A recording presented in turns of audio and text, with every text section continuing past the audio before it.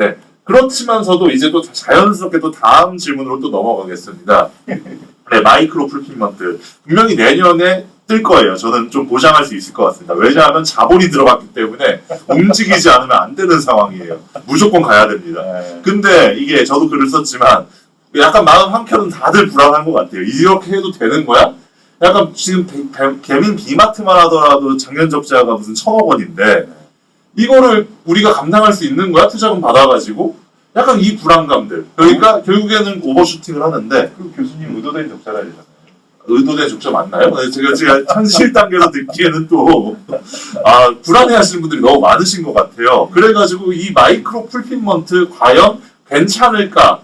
라는 질문을 가지고 두 분께 한번 여쭤보고 싶어요. 이렇게 비용 써도 괜찮은 건가요? 괜찮죠. 네. 정말요? 아싸. 대민 응원합니다. 붙박이로 하나 만들어놔야겠다. 저기 박힙니다. 오늘 우리 얘기에서 굉장히 중요한 포인트 하나가 있는 것 같아요. 그게 뭐냐 하면 우리는 지금 풀필먼트라는 얘기를 하고 있지만 사실 이걸 받아들이는 분들은 약간 다르게 생각할 수 있습니다. 첫 번째, 물건을 갖다 주는 네트워크로서의 풀필먼트라는 개념이 있고요. 그 다음에 흔히 얘기하는 아주 좁은 의미에서 물류 창고에서의 풀필먼트라는 게 있을 수 있죠. 그런데 우리가 지금 처음에는 약간 균형적인 얘기를 하다가 뒤로 갈수록 네트워크 얘기만 하고 있어요. 자, 그러면 대충 감을 잡으시겠지만 1번 네트워크구나 라는 거예요. 즉 풀필먼트조차도 페이스북이라든지 카카오톡, 네이버 같은 논리적인 네트워크뿐만 아니라 택배, 퀵 서비스, 아까 얘기하셨던 한국 야구르트의 배달망 또는 신문 배달망, 모든 것은 다 네트워크예요.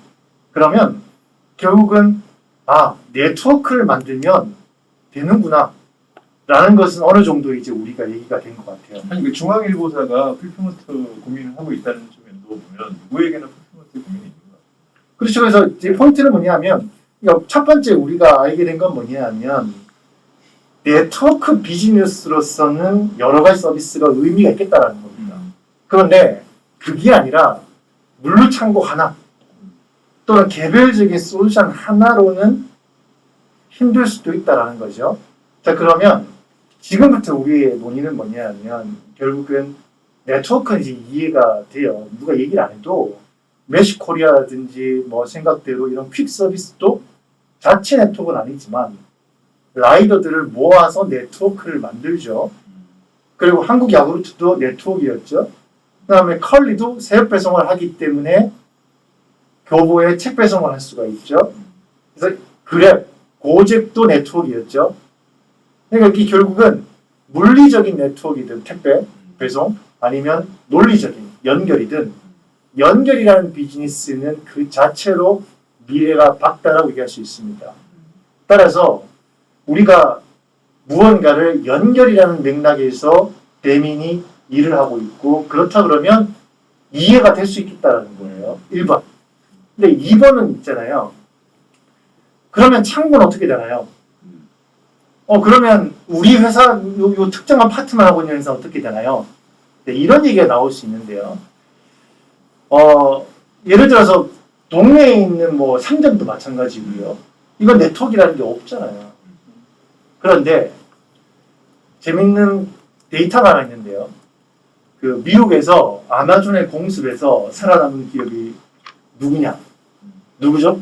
아마존의 공습에서 살아남은 애가 누구죠? 네. 원나트라고 얘기하셨거든요. 크게 얘기하세요. 자신감 가지고. 아니 틀릴 수도 있을 것 같아서 저한테 말하라고 한 거예요. 저도 제가 왜 원장님한테 힌트 준 건데 저 쇼피파이 생각을 하고 있었는데 쇼피파이는 사실은 네트워크 비즈니스죠. 근데 월마트하고 타겟이라는 기업이 살아남았어요. 어떻게 살아남았냐? 살아남은 정도가 아니죠. 굉장히 빠르게 올라가고 있죠. 그러면 어떻게? 왜? 놀랍게도 거기에는 저는 이제 이거를 오프라인의 재발견이라고 해서 요즘 밀고 있는데요. 지속 가능한 속도는 오프라인에서 나오게 되어 있어요. 왜냐하면 아무리 우리가 좋은 상품을 빨리 갖다 주려고 해도요, 이동하는 시간이 있단 말이죠. 그렇기 때문에 1시간 내 배송은요, 동네에 거점이 반드시 있어야 돼요. 그리고 타겟이 재밌는 데이터를 보여준 게 뭐냐 하면, 타겟에서 물건을 시켰을 때, 온라인 시켰을 때, 매장에서 딜리버리가 일어나는 비율이 90%예요. 90%는 온라인 퍼실리티가 아니라 오프라인에서 딜리버리가 된다는 거죠. 이게 되기 위해서 타겟이 했던 수많은 노력들이 있습니다만은 오늘 시간 관계상 그 얘기는 나중에 기회가 있으면 얘기하기로 하고요. 하여튼 우리의 힌트는 뭐냐 하면 속도 경쟁이 치열해질수록 지속 가능해지기 위해서는 로컬의 거점이 필요합니다. 자, 그러면 로컬의 거점을 가진 사람이 누구죠? 편의점, 뭐 주유소, 이런 거점을 가진 사람들은 우리도 뭔가 이 거점들이 네트워크가 되지 않을까? 라는 생각을 하는 것은 굉장히 자연스럽다는 거죠. 그렇죠. 그게 성공할지 안 할지는 아무도 모르지만 네트워크 비즈니스만큼은 매력적일 수밖에 없습니다. 왜냐하면 경쟁하기 위해서는 우리도 네트워크가 필요하니까요. 대규모 투자가 필요하죠. 역으로 네트워크를 가진 기업끼리는 경쟁이 될 것 같아요. 예를 들어서 오프라인의 네트워크를 가진 회사, 주유소를 가진 네트워크, SK 같은 회사들이 있죠. GS 같은 회사들. 그 다음에 GS의 슈퍼들. 근데 베니는 로컬에 매장들이 많이 생기면 이것도 네트워크라고 해석을 할 수 있을까? 즉 특정한 한 파트에 내가 B마트 거점을 만들고 여기에 30분 내에 배송하는 것은 무모할 수 있어요. 그 의미가 없을 수가 있다는 거죠. 그런데 그게 아니라면 동네마다 이런 거점이 만들어지고 얘들이 네트워크의 개념이 된다 그러면 거기에서 뭔가 할 수 있는 게 늘어날 수 있을까라고 본다 그러면 재밌는 세상이죠. 즉 그거는 퀵커머스의 이슈는 아니에요. 더 큰 뭔가가 있을 수 있다는 거죠. 그게 뭔지 알면 제가 이제 사업을 했겠죠.